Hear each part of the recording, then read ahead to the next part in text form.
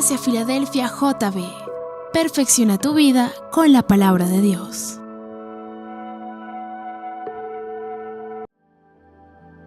Él es quien reina con poder, Creador, su fama eterna es, su voz un eco sin final, todos proclamarán, no hay nadie como Él. Su luz radiante más que el sol, su amor y gracia derramó. Dice las Santas Escrituras en el libro de San Mateo, capítulo 12, versículos 22 al 37. Entonces fue traído a él, a Jesús, un endemoniado, ciego y mudo, y le sanó. De tal manera que el ciego y mudo veía y hablaba, y toda la gente estaba atónita y decía: ¿será este aquel hijo de David? Mas los fariseos al oírlo decían: este no echa fuera los demonios sino por Belzebú, príncipe de los demonios. Sabiendo Jesús los pensamientos de ellos, les dijo: todo reino dividido contra sí mismo es asolado, y toda ciudad o casa dividida contra sí misma no permanecerá. Y si Satanás echa fuera a Satanás, contra sí mismo está dividido. ¿Cómo pues permanecerá su reino? Y si yo echo fuera los demonios por Belzebú, ¿por quién lo echan vuestros hijos? Por tanto ellos serán vuestros jueces. Pero si yo por el Espíritu de Dios echo fuera los demonios, ciertamente ha llegado a vosotros el reino de Dios. Porque ¿cómo puede alguno entrar en la casa del hombre fuerte y saquear sus bienes si primero no le ata? Y entonces podrá saquear su casa. El que no es conmigo, contra mí es, y el que conmigo no recoge, desparrama.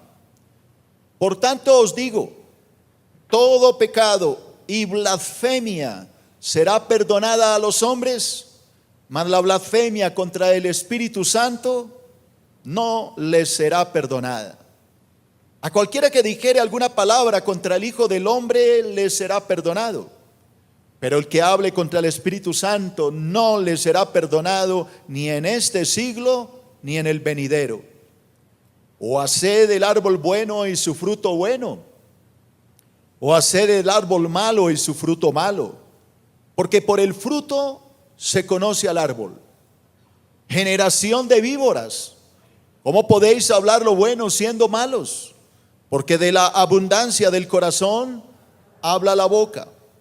El hombre bueno, del buen tesoro de su corazón saca buenas cosas, y el hombre malo, del mal tesoro saca malas cosas. Mas yo os digo que de toda palabra ociosa que hablen los hombres, de ella darán cuenta en el día del juicio. Porque por tus palabras serás justificado y por tus palabras serás condenado. Amén. Vamos a disponer el espíritu, hermanos. Cerremos los ojos con reverencia a Dios. Amado Padre Celestial, hoy en el nombre de Jesús disponemos nuestros espíritus, nuestros corazones nuestras almas, para poder entender tu palabra, para suplicarte, Espíritu Santo, que tú nos hables, que quites de nuestra mente todo temor, todo lo que impide que podamos recibir esta palabra. Oro para que al concluir este estudio quede en la mente de mis hermanos bien claro qué es el pecado imperdonable, y para que con tu ayuda nadie jamás lo vaya a cometer. Bendigo a mis hermanos y oro para que tu Espíritu tome control de mi vida y cada palabra que brote de mi boca sea guiada por el Espíritu de Dios. Te lo pido, Señor, en el nombre de Jesús. Y la iglesia dice: amén, que así sea. Aleluya, demos gloria a Dios. Bueno, como yo ya les había anunciado, el tema a tratar hoy es el pecado imperdonable. Un tema que ha confundido a muchos cristianos. Lo digo porque constantemente me escriben la gente pidiéndome ayuda. Pastor, tengo miedo, creo que blasfemé contra el Espíritu Santo. Y la gente llama preocupada: pastor, hice esto y aquello, ¿será que blasfemé contra el Espíritu Santo? Y veo que hay gente que no entiende. Y por esa razón creo que es importante tocar este tema. ¿Qué es realmente el pecado imperdonable? Para tranquilizar a los que sienten ese temor, de entradita le voy a decir que el simple hecho de que sientas temor, de que sientas angustia de haber pecado o blasfemado al Espíritu, es una muestra clara de que no lo has hecho. Porque el blasfemo es temerario. El blasfemo del Espíritu no le da temor. Es decir, lo hace conscientemente y lo hace con furia y se mantiene, se sostiene. Pero jamás el blasfemo siente arrepentimiento o temor. ¿Qué hice? No. El simple hecho de que tengas ese temor y que pidas ayuda es la muestra más clara de que no lo has hecho. De que si lo hubieras hecho no tendrías ese miedo, sino al contrario, estarías enfrentándote a Dios y maldiciendo y haciendo de todo contra Dios y el Espíritu de Dios. Levánteme la mano si entendió. Así que de entrada descanse, que no lo ha cometido. Porque el blasfemo del Espíritu es una persona temeraria, no le importa, ya sabe lo que hizo y se sostiene. La muestra está en que Jesús les habló claramente a estos fariseos y les enseñó, pero sin embargo ellos se mantuvieron firmes y lo llevaron a la cruz. Ahí está la demostración. Ellos jamás se arrepintieron, a pesar de que Cristo les explicó el pecado imperdonable. Siguieron en su odio contra Cristo hasta que lo llevaron a la muerte. Dese cuenta, no hubo jamás una muestra de arrepentimiento. Así que quiero explicar primero la historia para que le quede bien clara en la mente. Todo sucedió cuando Jesús realizó uno de los muchos milagros que Cristo realizaba. Que Cristo realizaba milagros todos los días. Este milagro era extraordinario. Si se tiene en cuenta que este hombre tenía 3 ataduras, estaba endemoniado, era ciego y aparte de eso era mudo. Así que si era mudo, lo más lógico era que era sordo. Entonces este hombre estaba completamente perdido, totalmente desconectado de la realidad. Ni siquiera la mente le servía, porque hay gente que es ciega y sorda, pero tiene sus sentidos. Este hombre no tenía nada cómo defenderse, estaba ciego, estaba mudo, estaba sordo y a pesar de todo esto tenía un problema de una atadura demoníaca. Era increíble la situación de este hombre, pero bueno, gloria a Dios, lo trajeron a Jesús y el Señor con una sola palabra lo dejó completamente sano. Le sanó de todo, lo liberó de Satanás, le dio la vista, destapó sus oídos, desató su lengua, en fin, lo dejó completamente sano para la gloria del Altísimo. Y toda la gente de alrededor, porque lo hizo en público, las multitudes quedaron asombrados, admirados de ver el poder de Jesús. Y empezaron a decir: ¿acaso no será este el hijo de David? ¿A qué se refería la gente cuando decía esto? Cuando la gente decía no será este el hijo de David, lo que estaban diciendo es no será el hijo de Dios, el Mesías prometido, el ungido que habría de venir. Hay que recordar que Dios le prometió al rey David un hijo que reinaría por la eternidad, un hijo que se sentaría en su trono para siempre, por los siglos de los siglos. Sabemos que no fue Salomón, porque Salomón murió. Tampoco fue el hijo de Salomón Roboán, porque también murió. Ni la descendencia de Roboán ni ningún rey, todos murieron. Había una promesa de que un hijo de David se sentaría en su trono por los siglos de los siglos. Así que Dios lo que le estaba diciendo a David es que el que iba a venir a reinar era nada más ni nada menos que el Hijo de Dios.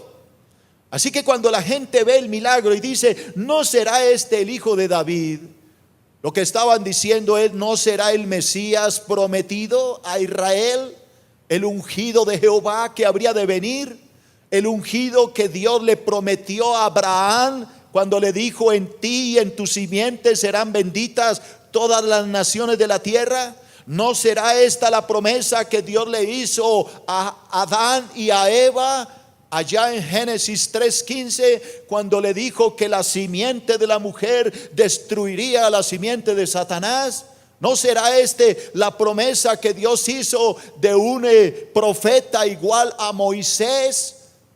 Porque Dios le dijo a Moisés: profeta como tú te levantará Jehová y a él oiréis.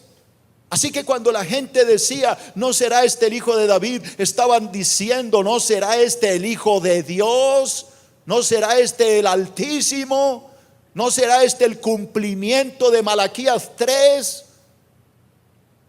que ese ungido de Jehová, ese Dios verdadero venía a este mundo. ¿No será esta la promesa? Cuando oyeron los fariseos esta afirmación, se llenaron de furia, porque ellos entendían lo que la gente estaba diciendo. Y entonces los fariseos empezaron a murmurar entre ellos, primero en la mente y luego cuchicheando que nadie oyera. Decían: no echa a los demonios sino por Beelzebú, el príncipe de los demonios. El que le está dando el poder para obrar esos milagros es el mismo diablo. Jesús no lo oyó, porque lo estaban murmurando y lo estaban pensando, pero Jesús es omnisciente. Él sabía los pensamientos de ellos. Dice la palabra: sabiendo los pensamientos de ellos, les dijo: todo reino dividido contra sí mismo no permanecerá, y toda casa dividida o toda familia dividida entre sí mismo perecerá. Si yo echo fuera los demonios por Beelzebú, ¿por quién lo echan sus hermanos judíos, sus hijos? Así que no es cierto que yo estoy echando los demonios por Beelzebú, sino por el poder del Espíritu Santo. Es el Espíritu Santo el que me da el poder para hacerlo. Satanás no sería tan tonto de atacarse a sí mismo, porque una casa que se ataca a sí mismo se destruye. Así que si yo echo fuera a Satanás por el poder del Espíritu Santo, ciertamente ha venido a vosotros el poder de Dios y el reino de los cielos que se ha acercado a vosotros. Y ahí fue cuando Jesús les dijo: toda blasfemia y todo pecado le será perdonado a los hombres, aún la blasfemia que hablen contra mí, dijo Jesús. Pero lo que sí no jamás les será perdonado es cuando ustedes hablen mal del Espíritu Santo. No les será perdonado ni en este siglo ni en el venidero, en el milenio que está por comenzar en cualquier momento. Cristo Jesús les dijo: de toda palabra ociosa que hablen los hombres, de ella tendrán que dar cuenta a mi Padre cuando Él regrese en el reino de los cielos. Así que por sus palabras serás condenado y por tus palabras serás justificado. O haced del árbol bueno y su fruto bueno, o haced del árbol malo y su fruto malo, porque por el fruto se conoce al árbol. Oh generación de víboras, ¿cómo podréis hablar lo bueno siendo malos? Porque de la abundancia del corazón habla la boca. Así que Cristo les está diciendo que el pecado imperdonable es blasfemar o atribuir los milagros que Cristo realizó al Espíritu Santo, del Espíritu Santo a Belzebú. Es decirle al Señor que los milagros que Él hizo no los hizo el Espíritu Santo, sino el diablo. Porque es tratar de decir que el Espíritu Santo es el mismo Belzebú, el príncipe de los demonios, Satanás. Ese es el pecado imperdonable. Cuando tú ves que el Espíritu de Dios está obrando y en vez de aceptar que el Espíritu Santo está obrando, entonces tú dices, no, ese no es el Espíritu de Dios, ese es el espíritu del diablo, el que se está moviendo allá. Esa es la blasfemia. Blasfemar contra el Espíritu Santo es cuando Dios habla algo bajo el Espíritu y tú lo rechazas. Eso es algo muy delicado. Es algo muy delicado cuando el Espíritu Santo habla y tú te pones en contra de las palabras del Espíritu y blasfemas. Tú no blasfemas cuando te pones en contra de lo que Dios dice. Te pones en contra es cuando tú hablas y dejas decir, es que ahí no está obrando Dios, es el diablo el que está obrando. Hay que tener sumo cuidado con esto, porque solo Dios sabe qué es lo que realmente se está moviendo en ese momento. Así que como ya tienen en mente el tema, voy a desglosar el estudio. Primer punto en Números Romanos: la blasfemia contra el Espíritu Santo. La blasfemia contra el Espíritu Santo. Hablemos de un primer punto. Primero, el Mesías. El Mesías. Mateo capítulo 12, versículo 22 y 23.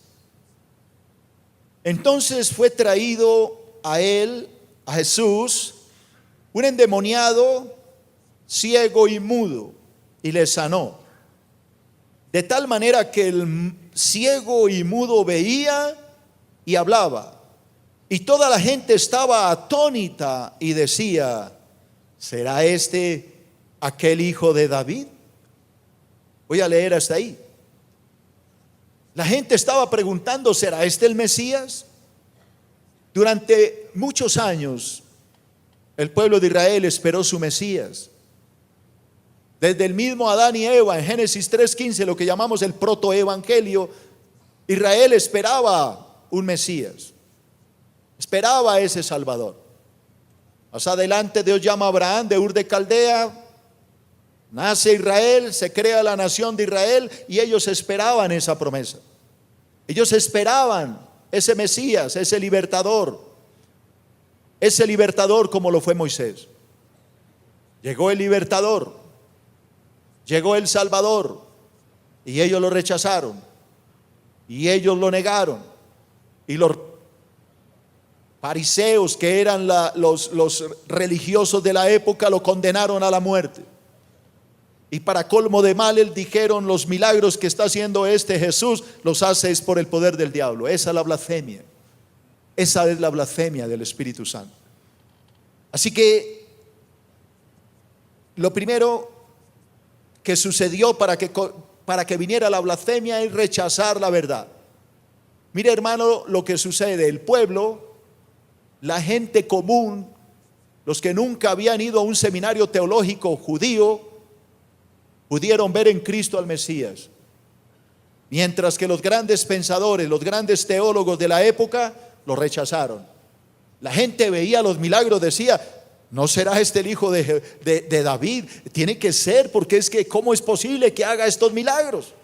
La gente lo daba por hecho, este es el Hijo de Dios.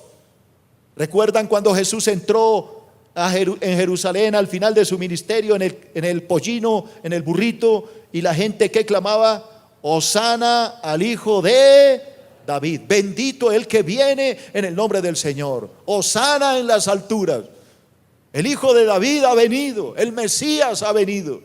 La gente sabía que Cristo era el Mesías. Lee por favor esto.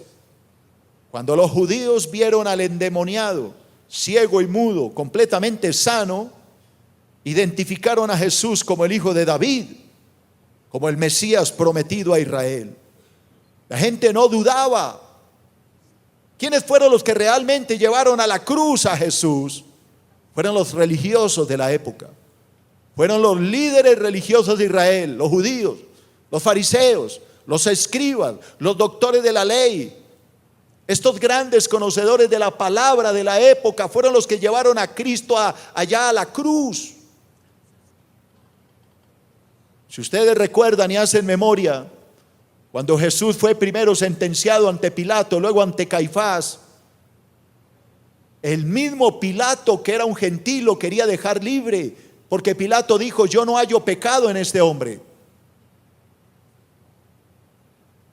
Cuando lo iban a crucificar, la gente quería la libertad de Jesús, pero la palabra dice que los líderes religiosos empezaron a presionar a la gente para que dijeran: crucifícale.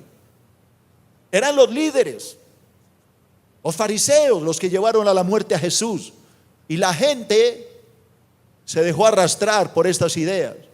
Es por eso que más tarde, en Hechos de los Apóstoles, en el capítulo 1, Pedro les predica a los gentiles, al Israel que había crucificado a Jesús, y Pedro les dijo: ustedes mataron al Hijo de Dios, al autor de la vida, ustedes crucificaron al Hijo del Altísimo, ustedes lo mataron y lo llevaron a la cruz. Y la gente dijo: ¿y ahora qué vamos a hacer? Y Pedro le dijo: arrepiéntase y bautícese cada uno de vosotros para perdón de los pecados y recibiréis el don del Espíritu Santo. Y la gente se arrepintió y se bautizó, y ese día se añadieron 3,000 personas. Esos que habían dicho: crucifícale, al poco tiempo estaban reconociendo que Cristo era el Mesías, porque la gente sabía que Jesús era el Hijo de Dios. La gente lo reconoció como el Hijo del Altísimo, como el Mesías prometido. Pero los fariseos no. Los fariseos sabían que Jesús era el Mesías, pero lo negaron, blasfemaron y lo mandaron a la muerte. Esa es la verdad. Jesús fue asesinado por la gente que debería haberlo recibido, que eran los grandes pensadores de la época.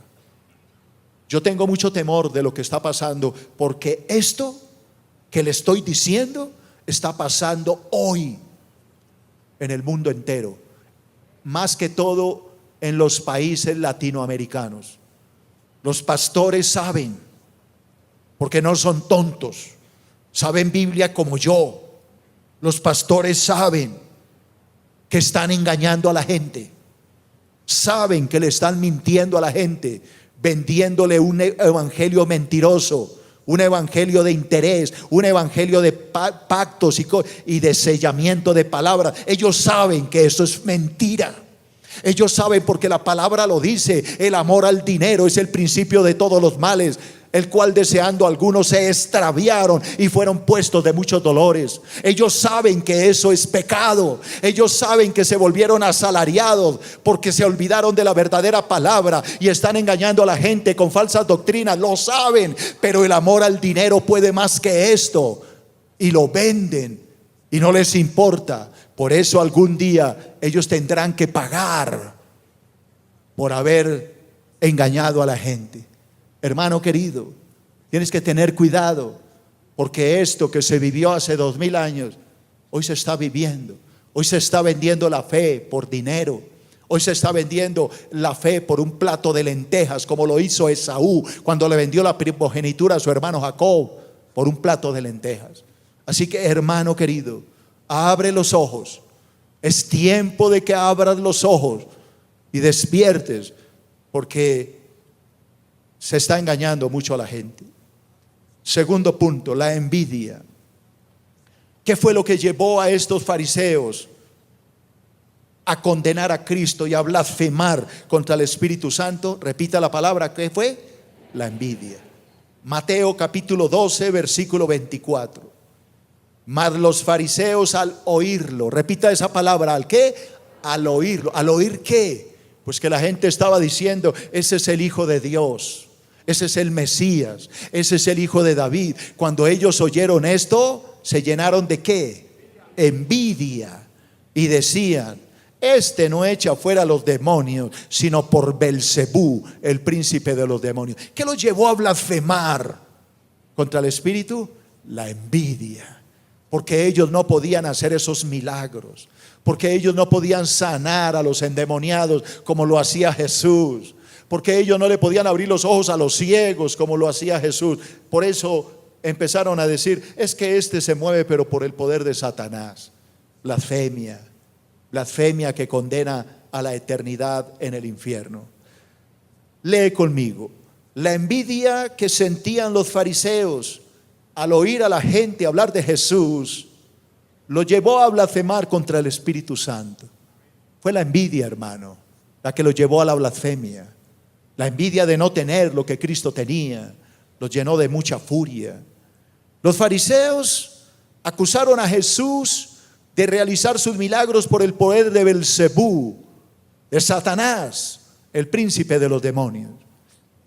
Lo estaban acusando de algo que no era verdad. Los milagros eran lógicos que habían sido hechos por Dios, pero ellos de la rabia y de la envidia decían, no, es el diablo el que lo usa. Los fariseos cometieron el pecado imperdonable al atribuir a Satanás las obras milagrosas que Jesús realizó por el poder del Espíritu Santo. Ese es el pecado imperdonable. Ojalá copien eso. Voy a dejarlo un ratico ahí para que lo copien. Ese es el pecado imperdonable. Cuando Dios está obrando por medio del Espíritu y alguien en vez de recibirlo del Espíritu, entonces dicen, ese es el diablo el que está hablando por boca. Eso es una blasfemia, hermano. Es una blasfemia contra el Espíritu de Dios. Ese pecado no tiene perdón. Es imperdonable. Por eso yo le digo, tengan mucho cuidado. Cuando el Espíritu Santo está hablando, es mejor cierra la boca, hermano, y no te pongas a decir lo que no te consta. Qué triste es cuando Dios le habla a alguien por medio del Espíritu y el Espíritu Santo le dice la verdad, y la persona que está oyendo sabe que es del Espíritu, porque sabe que es la verdad, y sin embargo se niega a recibirla y la rechaza y se enfurece y se enoja. Hace poco me pasó con una joven en la iglesia. Ya no está aquí, ya no se congrega con nosotros, porque vino a mi esposa a decirle que estaba feliz porque había conseguido un hombre, y el Espíritu Santo empezó a mostrarme que estaba en pecado sexual con ese hombre, pero fue inmediato. Y empecé yo a interrogarla y a decirle, usted está en pecado sexual con esta persona. Al comienzo lloró y se quebrantó y lo confesó, porque era del Espíritu, no era de mi carne, era del Espíritu que quería llevarla al arrepentimiento. Pero a los 2 días, 3 días, cambió de parecer, se dejó tomar por Satanás y empezó a decir que yo la calumniaba, que la mentía. Pero claro, gracias a Dios no estaba solo ese día, estaba mi esposa. Y salió a hablar mal de mí. Y llamó a los líderes de la iglesia a decir que yo era terrible, que lo había calumniado. Hermano, cuando delante de mi esposa y mío lo había confesado. Qué triste cuando una persona, el Espíritu la confronta, y después de que esa persona es confrontada, se niega a aceptar algo que es del Espíritu. Eso es muy delicado, hermano. Es supremamente delicado cuando el Espíritu te revela algo y tú sabes que es del Espíritu y luego te niegas y empiezas a maldecir y a inventar lo que no es. Ay, Dios mío, que Dios tenga misericordia, porque estás muy pronto, si no tienes cuidado, a caer en una blasfemia. Es muy delicado esto, hermano. Tú tienes que aprender a oír la voz del Espíritu y a aceptarla, porque la voz del Espíritu no siempre es agradable. A veces es fuerte y a veces es dura. Voy a hablar de un segundo punto, cambio de punto. Segundo, en Números Romanos, la insensatez de los fariseos. La insensatez de los fariseos. Primero, Hablemos del reino dividido. Oye, ya va a entender por qué insensatez. Porque eran insensatos, hermano. Al decir que era Satanás el que echaba a Satanás, es una insensatez. Mateo capítulo 12, versículo 25. Sabiendo Jesús los pensamientos de ellos, les dijo, oiga iglesia, lea con detenimiento, sabiendo Jesús los ¿qué? ¿Quién puede saber los pensamientos del hombre? Alguien grítelo. Solo Dios. Sabiendo Jesús los pensamientos de ellos, les dijo, todo reino dividido contra sí mismo es asolado, y toda ciudad o casa dividida contra sí mismo no permanecerá. Si Satanás echa fuera a Satanás, contra sí mismo está dividido. ¿Cómo pues permanecerá su reino? ¿Por qué le puse este título, la insensatez de los fariseos? Porque eran insensatos, eran tontos. ¿Cómo pueden ellos decir que Satanás está echando fuera a Satanás? Entonces, si Satanás está liberando a los endemoniados y echando a los demonios, Satanás está en contraposición a él mismo. Es una insensatez, es una tontería, es una brutalidad. El diablo no se ataca a sí mismo. Es absurdo. Cristo estaba echando los demonios, pero por el poder de Dios. Porque nadie se ataca a sí mismo. Un reino que se ataca a sí mismo perece. Mire las naciones que han entrado en guerras civiles, en que han terminado. Hablemos cerquita de aquí nomás de Venezuela, porque lo que está sucediendo allá prácticamente es una guerra civil. Media nación se está atacando a otra media y se están matando entre ellos mismos. Una nación contra ella misma se destruye. ¿O no? Esto es lo que está pasando. En cualquier momento va a estallar una guerra civil en Venezuela y todos se van a armar a matarse en unos con otros. Un reino dividido contra sí mismo fracasa, termina. Mire lo que está pasando en Siria, matándose entre ellos mismos. Divididos entre los mismos sirios, destruyéndose entre ellos. Una nación que pelea contra sí mismo se destruye. Una familia, matrimonio, hogar que se pelea, el marido con la mujer, la mamá con los hijos con las hijas, se destruye. Es un hogar deshecho. Así que Jesús les dice, ¿cómo se les ocurre decir que yo estoy echando los demonios por el poder del diablo? O sea que el diablo se está atacando a sí mismo. No sean ignorantes, no sean insensatos, no sean brutos. Es lo que les está diciendo Jesús. Yo no estoy echando fuera los demonios por el diablo, los estoy echando porque el Espíritu de Dios está sobre mí. El Espíritu Santo me da el poder para poder derrotar al enemigo.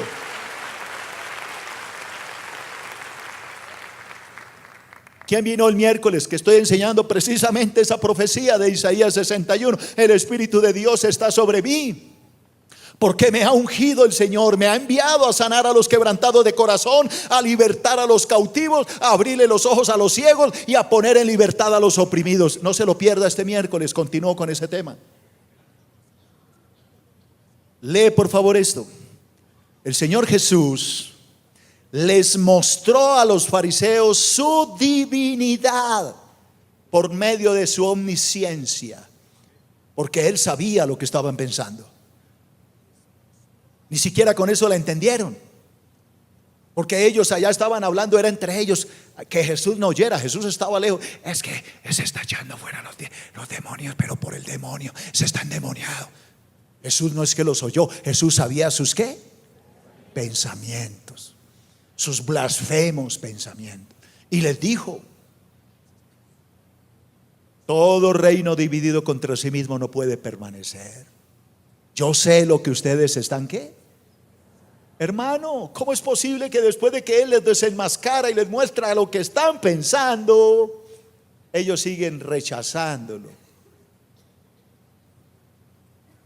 La insensatez que había en el corazón de los fariseos los impulsaba a decir cosas absurdas. Tiene que ser uno muy insensato para no aceptar lo que el Espíritu le está diciendo. Tiene que ser uno muy terco. Cuando el Espíritu Santo lo desnuda de frente y le dice las cosas de frente y uno sin embargo sigue rechazando. Tiene que ser uno muy terco, muy insensato para no recibir la voz del Espíritu. Ningún rey, óigame bien, ningún rey sería tan ignorante para atacarse a sí mismo. Es obvio que al hacerlo su reino se destruiría. Tendría que ser un rey muy tonto.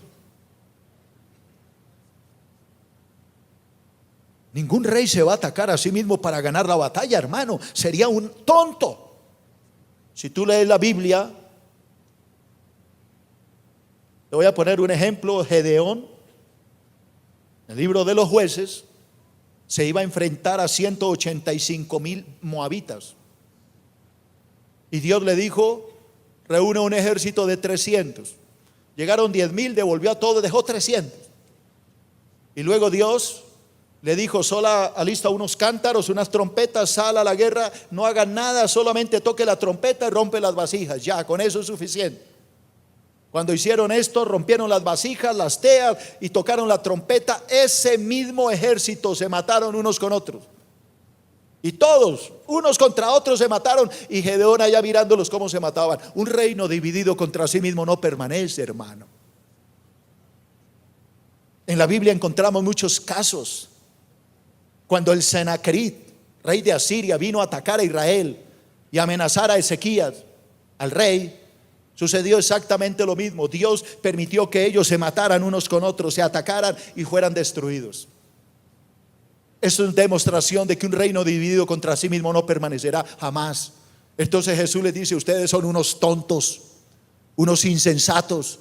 Atribuir este poder al diablo cuando ustedes saben que el que está liberando a este hombre y le está dando la salud y le está dando la vista y le está abriendo los oídos y le está desatando la lengua no es Belcebú, es mi Padre Celestial por medio del Espíritu Santo que está haciendo el milagro. Ustedes son unos insensatos.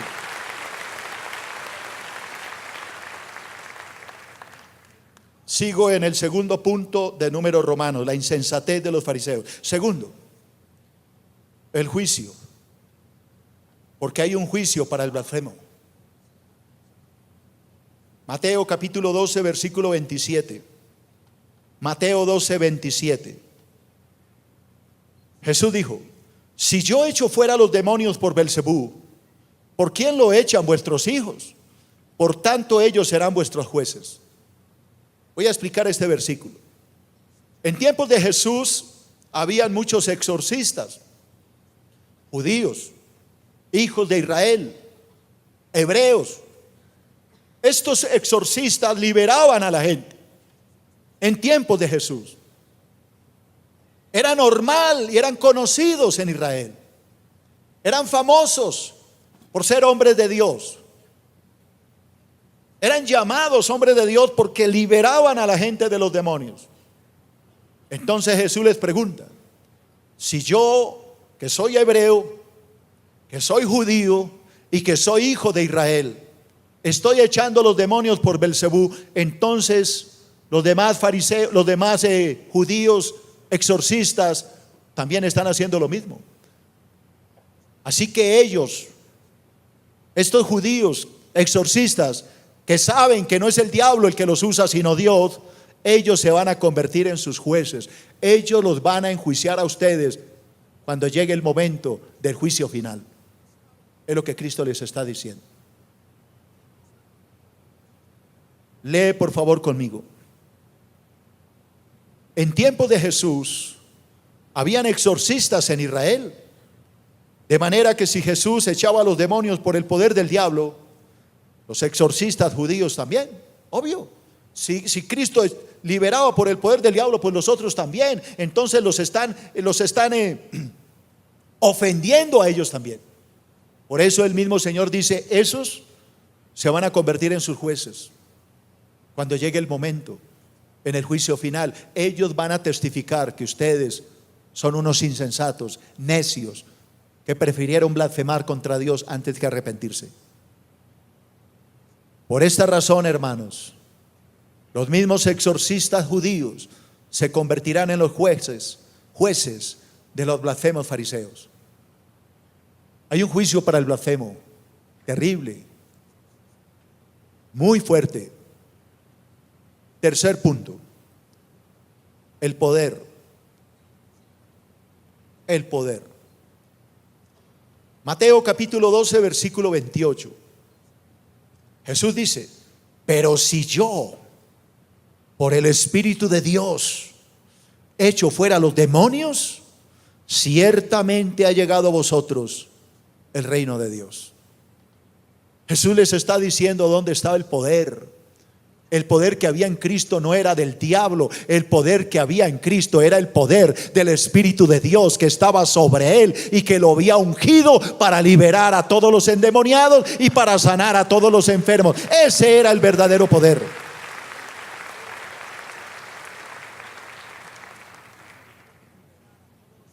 ¿Sabías tú que Dios te ha dado ese poder? Jesús dijo: cosas mayores que las que yo he hecho ustedes harán. El libro de los Hechos capítulo 1 versículo 8 dice: pero recibiréis poder cuando haya venido sobre vosotros el Espíritu Santo, y me seréis testigos en Jerusalén, en Judea, en Samaria y hasta lo último de la tierra. ¿Sabías tú que tienes ese poder? Ese poder dice: y estas señales seguirán a los que creen. En mi nombre echarán fuera demonios, colocarán las manos sobre los enfermos y sanarán. Comerán cosa mortífera, pero no les hará daño. Este es el poder que Dios le ha dado a los hijos. Y eso es lo que estoy enseñando los miércoles, mientras usted está viendo el desafío. Ese es el poder que Dios quiere dar a todo aquel que quiera recibirlo, porque Dios le da al que tiene hambre y al que tiene ganas de recibir la bendición.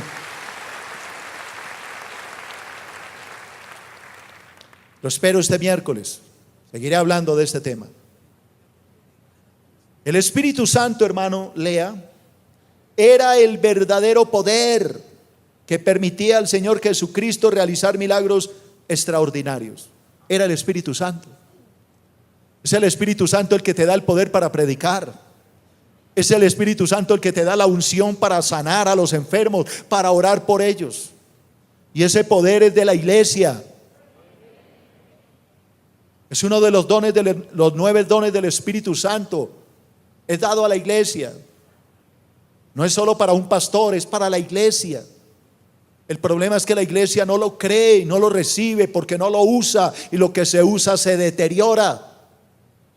Pero ese poder fue dado a la iglesia. Los milagros realizados por el Señor Jesús eran la confirmación más clara de su divinidad. Los milagros hablan por sí solos. Hay una propaganda que decía que una imagen habla más que 1000 palabras. Eso sí que es cierto, hermano. Los milagros de Cristo decían: yo soy el Hijo de Dios. Mire, yo resucito a los muertos. Mire, yo soy el ungido. Mire lo que escribió Isaías 61 hace 700 años atrás. Yo lo estoy haciendo ahorita. ¿Quién vino el miércoles? ¿Quién vino el miércoles? Estoy hablando de ese tema. Mire cómo se enlaza. Isaías capítulo 61 versículo 1 al 3. Isaías 61. El Espíritu de Jehová, el Señor, está sobre mí, porque me ha ungido Jehová.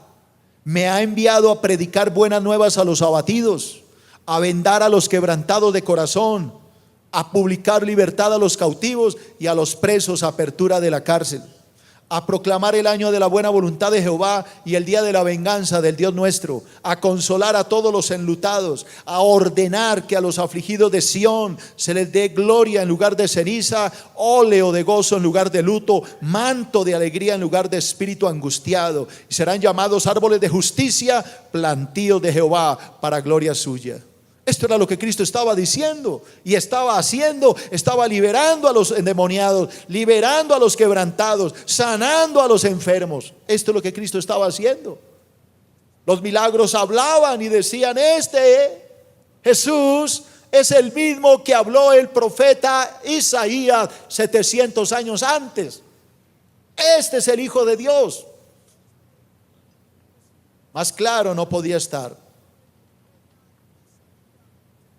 Los fariseos se sentían orgullosos de su conocimiento teológico, pero estaban tan ciegos que no podían ver el reino de Dios en medio de ellos. ¿No le parece increíble? Te hablaba con un fariseo y eran orgullosos. Recuerda lo que le dijo un fariseo al paralítico sano, cuando él le dijo: es que yo no sé si el que me sanó es el Hijo de Dios o no. Una sola cosa sé, que habiendo sido ciego, ahora veo. Así que si este hombre me sanó, lo más lógico es que este hombre es un hijo de Dios. ¿Qué le dijeron los fariseos? Naciste toda tu vida en ceguera espiritual, eres un miserable y vienes a enseñarnos a nosotros que somos los teólogos de la época, que somos los sabios de Israel. Y Jesús, ¿qué dijo? He venido para que los que vean queden ciegos y para que los que no ven, vean. Hermano, de nada te sirve saber tanta Biblia. ¿De qué te sirve haber hecho el instituto bíblico? ¿De qué te sirve tener tanta teología en tu mente si tú no cumples nada de lo que sabes? Es que no se trata de saber, se trata de vivir, porque no son los oidores de la ley los justos ante Dios, sino los hacedores de la ley serán justificados. Son los que lo ponen en práctica.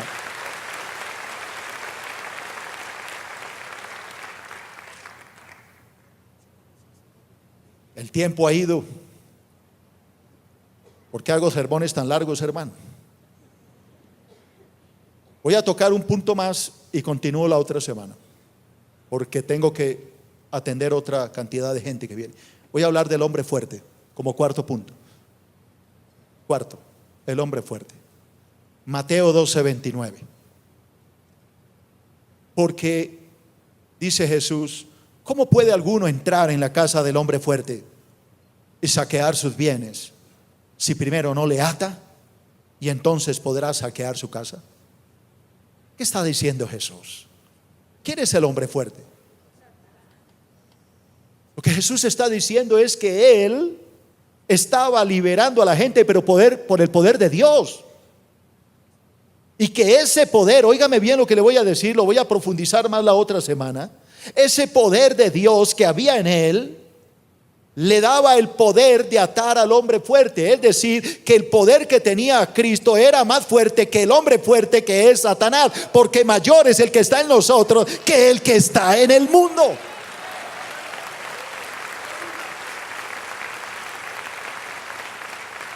¿Qué es lo que está diciendo Jesús? ¿El diablo es el hombre fuerte? Sí. Los bienes del hombre fuerte son los demonios. Sus espíritus inmundos son sus bienes. Pero hay un hombre más fuerte que el hombre fuerte, y es Cristo, que vino a atar al hombre fuerte y a liberar a los endemoniados y echar todo fuera de este mundo. Jesús dice: ¿cómo podrá alguno entrar en la casa del hombre fuerte si primero no lo ata?